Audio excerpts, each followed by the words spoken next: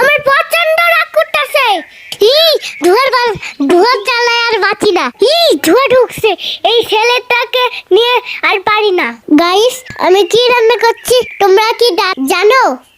আমি রান্না করছি আমার জন্মদিয়া ছেলের জন্য খিচুড়ি।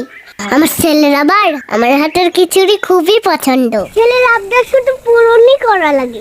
এত যে রান্না আমার ভালো লাগে না, সারাক্ষণ খালি খিচুড়ি খিচুড়ি করেই যায়। আম্মু, খিচুড়ি কার জন্য রান্না করছো? খাবে যে, সেই জন্য তোমার জন্যই রান্না করছি।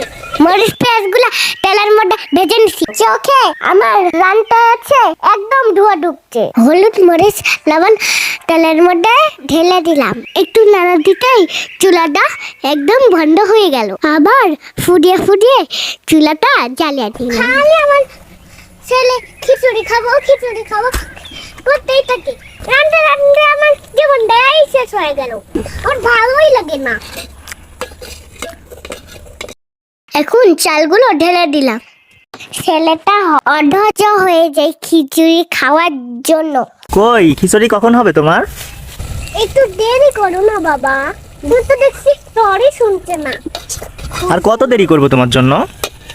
20 মিনিট দেরি করো, আমি একটু লাড়া দিয়া এবং তোমার খিচুড়ি বাইরে দিয়া তোমার বাইরে দিয়া তুমি খাবে। আচ্ছা। খিচুড়ি গুলো একটু নাড়া দিলাম। নাড়া দেওয়ার পরে একটু পানি ঢেলে দিলাম।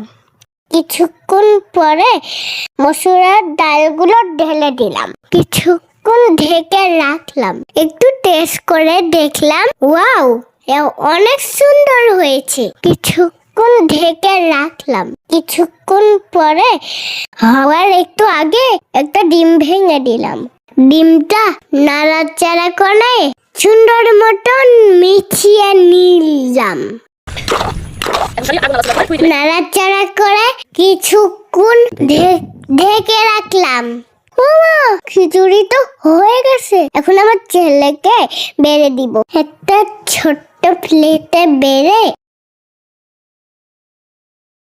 আমার ছেলেকে পাচ্ছে বসিয়ে নিজে ভাতে খাইয়ে দিলাম। আমার ভিডিওটি ভালো লাগলে লাইক করো, কমেন্ট করো, শেয়ার করো, সাবস্ক্রাইব করো, ফলো করতে কিন্তু ভুলো না। আল্লাহ হাফেজ।